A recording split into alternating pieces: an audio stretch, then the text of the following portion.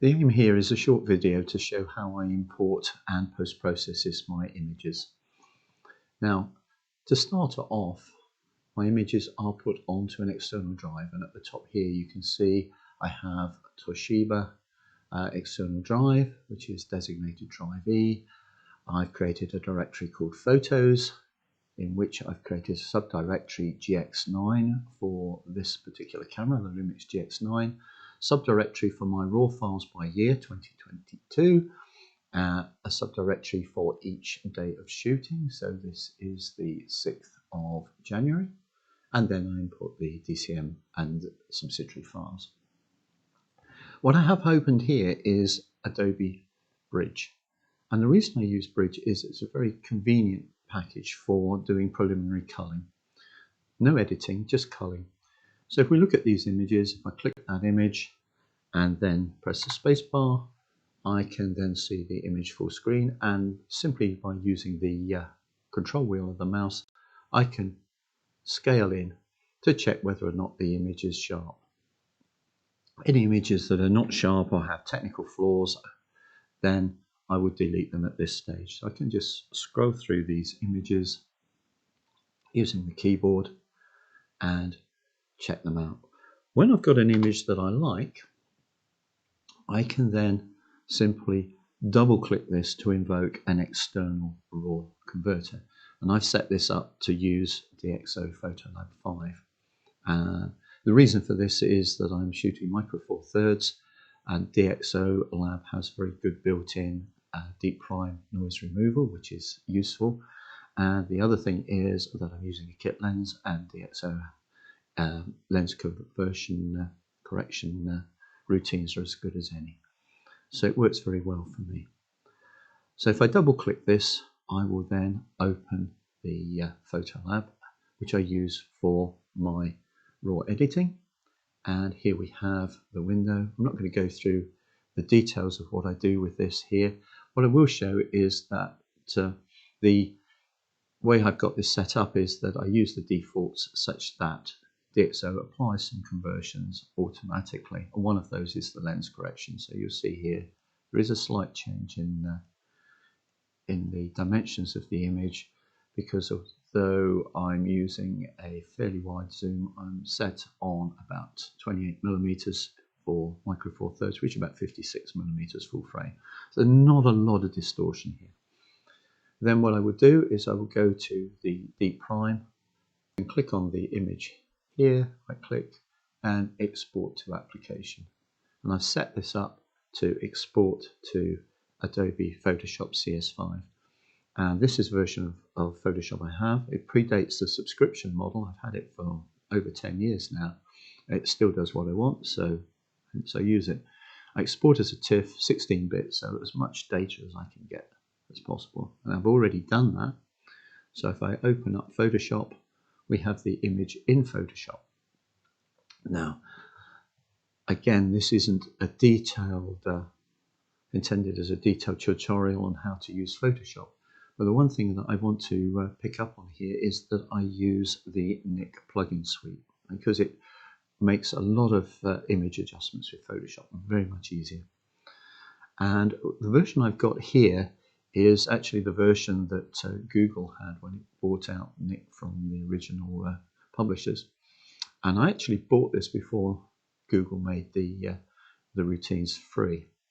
Subsequently, Google stopped maintaining them, and they've been bought out by DXO, who produce an updated version that you can pay for. But the version I've got here is the original Google version. It's still available on the web if you go looking for it. It works very well. It's basically a contemporary of my version of Photoshop, so it integrates seamlessly with CS5. I understand that this free version doesn't integrate with the latest versions of Photoshop, and possibly Lightroom, in which case you would need to buy the latest version from DXO. But for me, this works fine.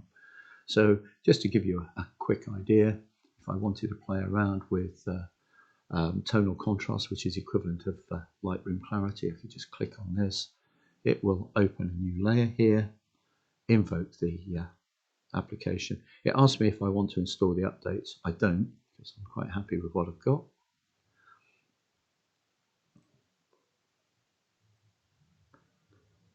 And here we go. So it's applied a little bit of local contrast enhancement there. Click OK, and that will then create a layer with that conversion. If I want to make that conversion selective, I can apply a layer mask to that, and then by painting in black and white I can control the areas. But there are lots of videos on YouTube of how to use layer masks. Once I've got the image as I like, I will then typically flatten the image, and then I would save it. And what that does is it resaves the TIFF file with the Photoshop adjustments. Now, there's no sharpening applied to this. I don't sharpen images at this stage. The images that I convert, I keep as TIFFs. So this is a reference file. If I wanted to use this TIFF as a basis for somebody to go to the internet, then I would convert it to a JPEG and apply sharpening at that stage. Similarly, if I wanted to produce a print from this, I would sharpen it when I produce a JPEG for printing. And the reason for doing it at that stage is the level of sharpening will vary according to the end use. So by leaving the archival TIFF file unsharpened, it's potentially available for a range of applications. So, Adobe Bridge for previewing the images and culling the defective ones, DXO Photolab 5 for my raw conversions, Photoshop for the more subtle conversions and image adjustments, and if there's any spots or whatever, I would tend to typically clone them out at this stage because the cloning facilities are pretty good. And that's basically it.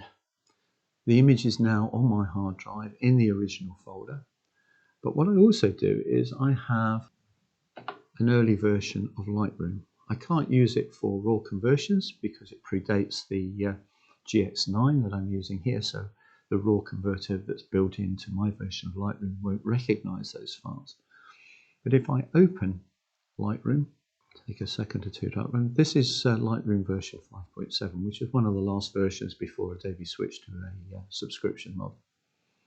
To the library, and I go to File, Import.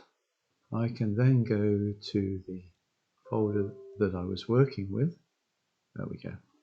So what you can see here is these are all of the files that I had in that directory. These are the original raw files from the GX9, and this version of Lightroom doesn't recognize them, but it does recognize the TIFF conversion. So that's the one I'm going to import.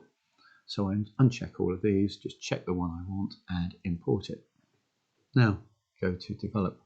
The reason I do this is basically I use this Lightroom catalog simply as a catalog of my best pictures.